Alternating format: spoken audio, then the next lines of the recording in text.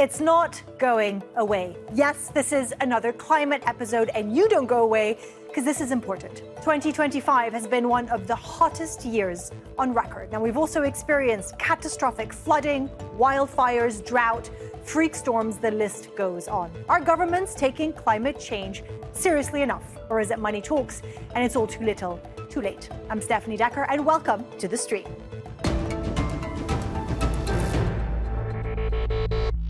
We are making a very significant change to the chemical constituency of the atmosphere and the oceans.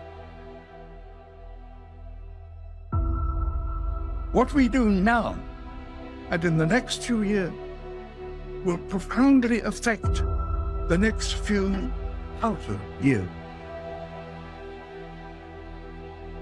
You only speak of green, eternal economic growth because you are too scared of being unpopular. The world's people have spoken. Their message is clear. Time is running out.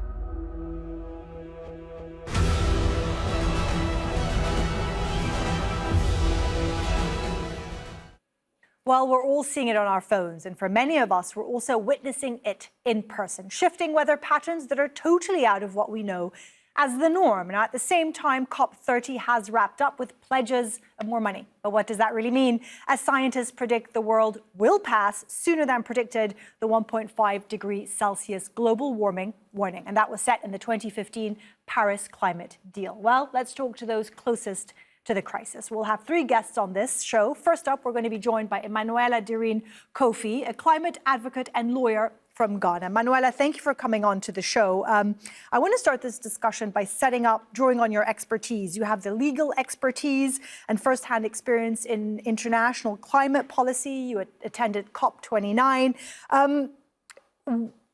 Are governments taking this seriously enough? I feel that we always hear pledges of more money or cutting emissions, and then yet the dire predictions and the reality is telling us a very different story, that we're not doing enough. Thank you very much, Stefanie, for having me on the show. It's a pleasure. As to the question whether governments are doing enough, the answer is no. As to whether they're willing to do enough, that is a different topic for another day. We've seen developing country governments really pushing hard for climate finance and also for active climate action, because we face the brunt of climate change. We've seen all of the droughts, we've seen the flooding, we've seen the bushfires and all of that. We are the ones facing it. And so we drive and we really advocate for climate action. As to the other guys, on the other hand, who are actually benefiting from climate impacts because they are the ones who actually benefited from fossil fuel, gain of all of the income to develop their countries, and now the rest of the world have to pay for that. We've seen a little bit of improvement flowing from last year into this year. We've seen a lot of a few pledges coming here and there for climate action. We've seen a lot of young people taking up, the mantle, really doing a lot in their own little ways to champion climate action. But as to whether governments are doing enough, no, they are not doing enough. There's a lot more we have to do. There is so much more that governments have to do that it goes beyond, policy. I'm a big advocate of multilateralism. I'm a climate negotiator, and I'm a big advocate of that. But we need to take the conversation outside of the negotiation rooms. We need to face the realities. We need to actually implement. This year's COP was supposed to be an implementation COP. As to whether that was achieved, I don't know, but I really think that we need to move beyond the climate negotiation rooms. We need to go into implementation, actually giving out the financing needed to adapt to climate change and also to transition from fossil fuel to renewable energies. Emmanuella, COP30, apparently a lot of money was pledged to help developing nations combat the effects of climate change. It sounds good, but is that actually trickling down and helping those that need it most? So yes, pledges were made at COP30, but it is nowhere near the amount of money developing countries need to actually adapt to climate change and also transition from fossil fuel to renewable energy, we're talking about trillions of USD. And none of these pledges, the Adaptation Fund had a pledge, and it was less than $1 billion. There was a pledge to the Forest Fund, almost literally around, it was in the billions, but still we need trillions of the USD to actually transition from fossil fuel to renewable energy and also to adapt. So yes, pledges were made, but it's nowhere near what countries need on an annual basis to deal with climate change. And for sure, pledges don't always translate into reality when we're talking about numbers, right? Well, one of the issues that is affecting Africa is the food insecurity crisis. That's intensifying, and Western Africa is the hotspot. Watch this. The worst food crisis in a decade is hitting West Africa, where 11 major international organizations have warned that at least 27 million people in the region are going hungry. Countries that are badly affected include Chad, Nigeria, Mali, and Burkina Faso. The UN has warned that there has been a 30% increase in children that are acutely malnourished since last year. Experts warn that this is a result of extreme weather events such as drought and flooding, along with military conflict. Now, what changes have you witnessed practically over the last, whether it's decade or last 5 years, whether it's Ghana or Africa as a continent? Like, how can you break it down to see tangible things that you have witnessed that is alarming? So I would share personal experience in Ghana. So we, over the past few years, almost around June, there's serious flooding. There is a lot of flooding. People die, homes get flooded, people lose their properties, among others. As to talk of the food insecurity, northern part of Ghana is experiencing serious drought. And this drought is leading to food insecurity, which is linked to conflict. Because most of the times we don't talk about the linkages between conflict and food insecurity and the impact of climate change. Because when people don't have food to eat, when people are facing the impact of climate change, they have no other option than to try to find food to eat, to feed their families, to support their families, and to just survive. And so most of the time we hear, civil unrest in the northern part of West Africa. Sometimes some of these issues are linked to the impact of climate change. And especially in Ghana, the northern Ghana, it's literally turning into a desert slum. Let me ask you, Emmanuella, now about the Congo Basin, the world's second largest rainforest, the world's biggest tropical carbon sink. It used to be. I just was reading a report that just came out, published in the journal Scientific Reports, saying that what was once an instrumental player in the fight against climate change has now been transformed from a carbon sink into a carbon source because of deforestation, because of climate change, because of so many reasons. How alarming is that? I mean, this is something that the world should be reliant on. They call it the lungs of Africa. Yes, that is true. So yes, we are all relying on the Congo Basin to provide us with, quality air. It's supporting the whole world's, quality air for us. But the reason why it's facing deforestation and among some of these issues, I believe, is because, well, forests actually need financing and practical steps to maintain them. Because these people, it's their homes, that is where they live. And then they are being asked not to go into those forests to get whatever. Most of the time, especially in Congo Basin, it's because of the critical minerals that are found there. And so if we are telling them, no, don't go into it because it is saving the rest of the world, what is the rest of the world doing to ensure that citizens of DRC are being catered for, their needs are being provided for, so that they don't, outside of due to climatic impact, going to the forest reserves and then tapping, because it's actually theirs, right? But because it's supporting the rest of the world, we need to take care of them for them to take care of the forest. And so that is how the cycle goes. Such a critical point you made there, Emmanuella, about the link, about how it is all linked. It's not as simple as simply climate change. There is political will, there is conflict, there is support needed in a lot of these places. Well, Emmanuella, thank you very much for joining us on the stream.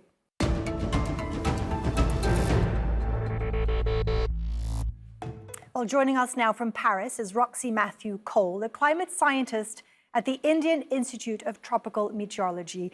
Roxy, thank you for coming on the show.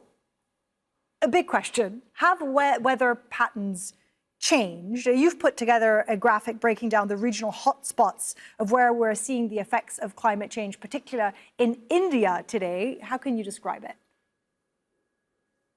Yeah, this is a recent assessment that my colleagues and I did and published last week. And if you look at this map, you can see across temperatures are rising. So we are having warmer days, hotter days, and warmer nights as well. And this is a telltale signal of climate change, global warming. Temperatures are increasing across, and that is pretty straightforward, right? But the warmer nights are actually a construct of local land use changes, construction, development, and urbanization happening at a rapid pace.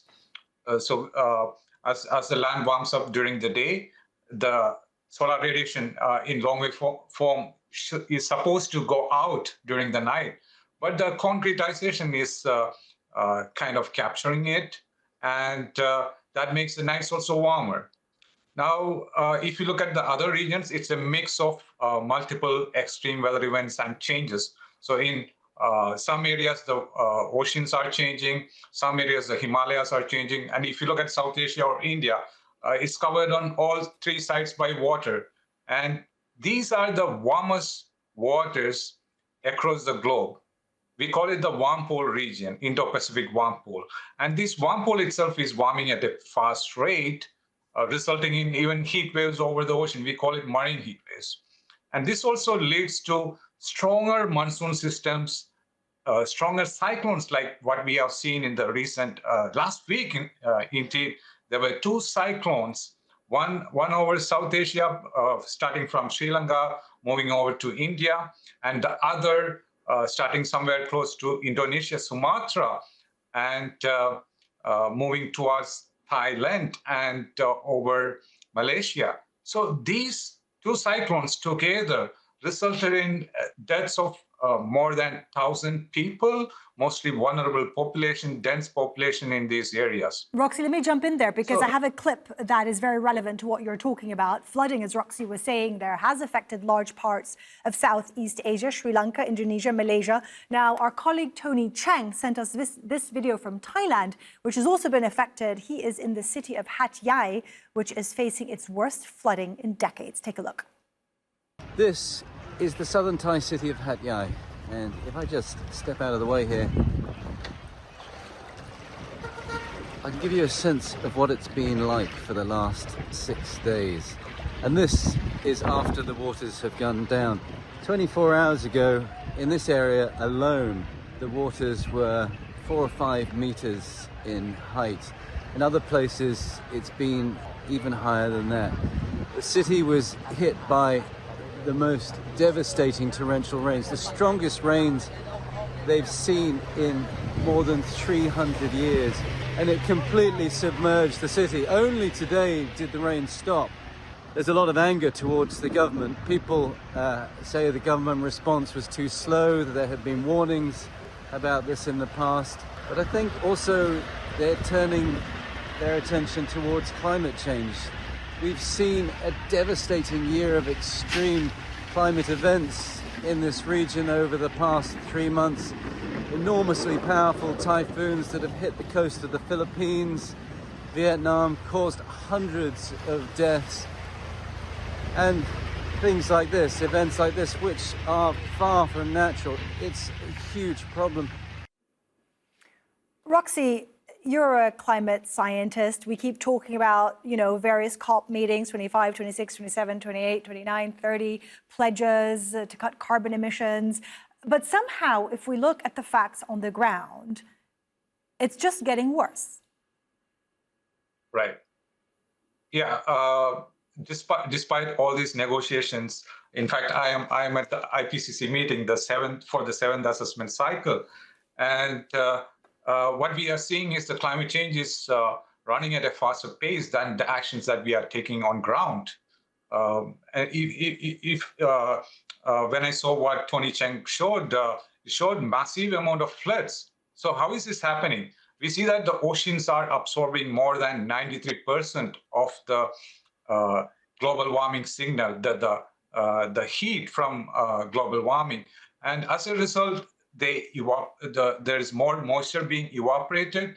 Oceans are supplying more and more supply of moisture into the atmosphere, and a warmer atmosphere can hold more moisture and for a longer time.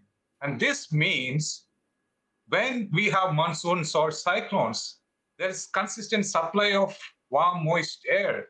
And this results in sudden burst of extreme rains over this region, especially the Indo-Pacific region, where the temperatures are quite high. So sorry to jump in there, how would you predict the situation in, let's say, the next 10 years from now? If we stay where we are with predictions and certain tweaks here and there, but on the current path, how do you see the climate situation in the next decade? Yeah, so we don't see the curve flattening or going down. Emissions are still going up. In fact, the emissions were the highest during the last few years. And this means that the curve is actually climbing up. Extremes are going to increase.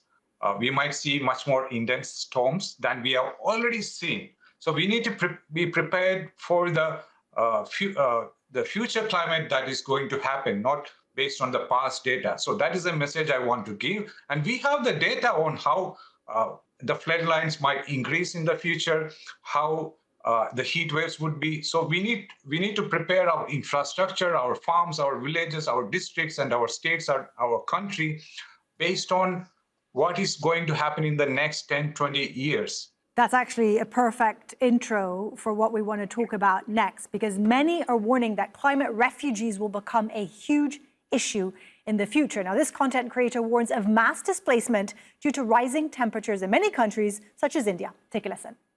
The biggest human rights disaster that we're going to see in our lifetimes is like 10 to 15 years away, and people don't even realize it. No one is talking about it.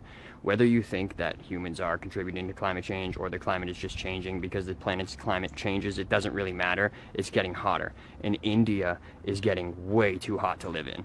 Places like Delhi are already reaching top temperatures of like 125 degrees for prolonged periods of time. They're reaching the limit of human survivability already. Within the next 10 to 15 years, Indians are going to have to start moving. They're going to be displaced, and there's going to be death behind them, nowhere to go back to. And that number is only going to grow. And they're going to end up in Central Asia, which is politically super weird. They can't go to the Middle East because the Middle East has the same problem. Places like Pakistan are dealing with the same thing. There's no water. It's way too hot. They're going to end up at the border of Europe.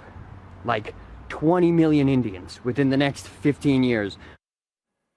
Roxy, do you agree with that? We are already, there are already studies and research from some of my colleagues showing that there is already domestic migration happening even within India. So there are these Indo-Gangetic plains, which are used to be fertile and rich with a lot of rains and a lot of agriculture happens and where the population is dense.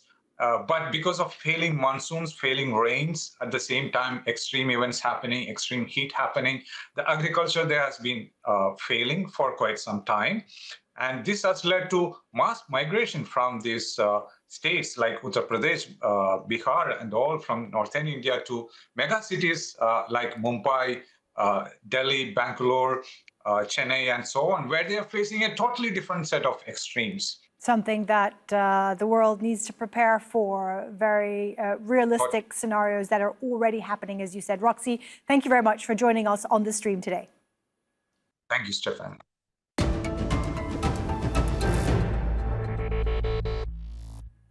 Well, we are now joined by Xananine Calvillo Ramirez, a Mexican climate and food justice activist. Xananine, we have had you on the show before. The last time you were on, you said that countries were failing the world. You just attended COP30 in Brazil. What is your reaction to what you saw happen there? Do you feel like we're on track, or is not enough being done?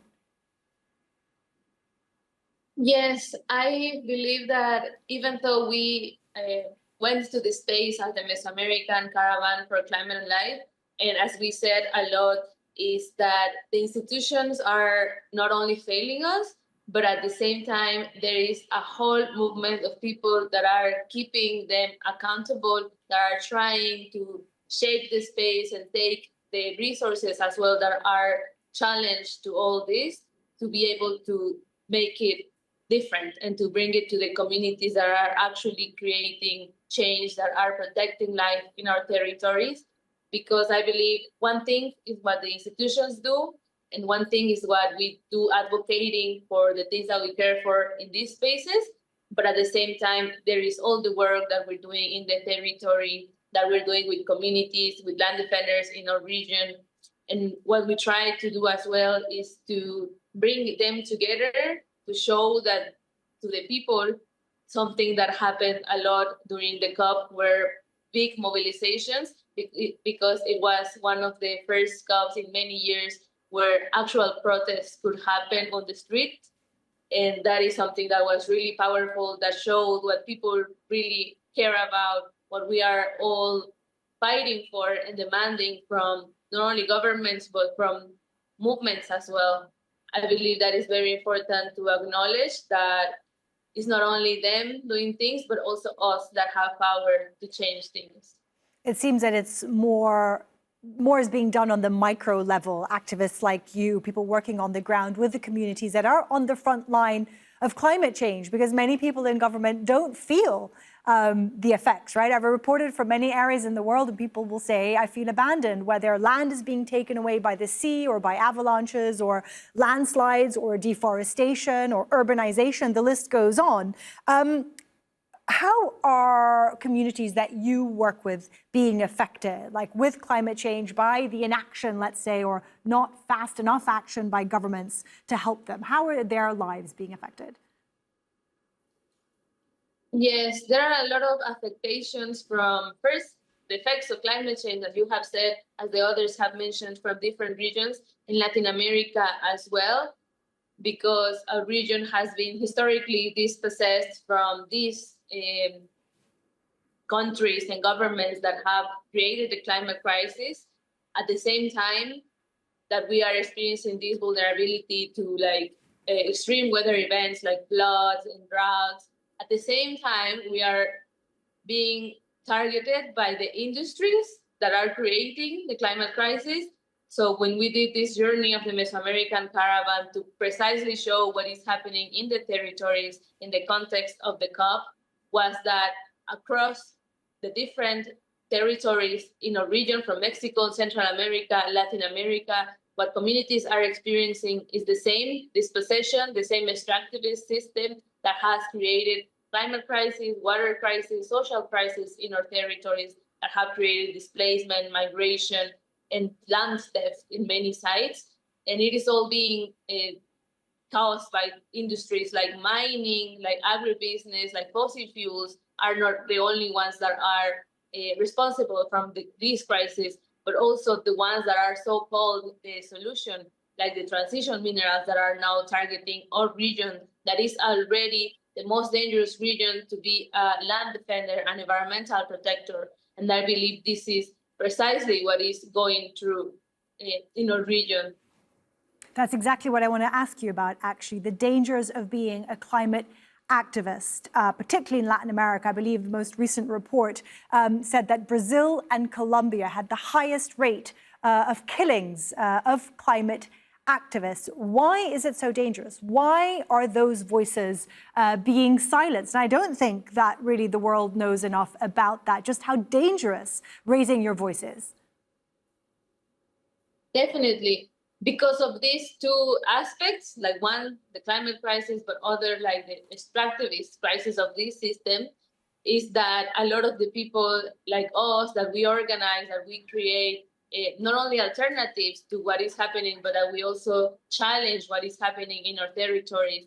It is putting the body and putting the life at risk, because these industries that come into our territories, us that come from indigenous territories, are coming with an interest that is mainly of their own profit, of their own benefit. So when you stand against that, it is like standing against the capital machine. And it is something that even governments are siding with. When we went across Honduras, where one of the most renowned environmental defenders, Berta Cáceres, was from, we knew precisely what was the story behind that. How protecting forests, how protecting life is putting all of our lives at risk. Absolutely. Quite a strong note to end it on. Power, industry, and money still very much also an issue to challenge the future with. Xananine, thank you very much for joining us today. Well, for me and the entire Stream team, we'll see you soon.